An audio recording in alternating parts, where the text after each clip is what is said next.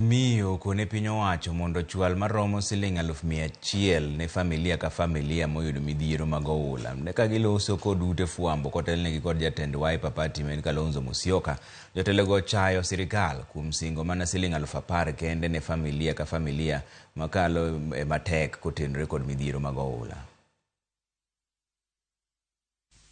We also note that President Ruto recently announced in Mathare that the households affected by the floods will each receive 10,000 shillings, with 1 billion already set aside.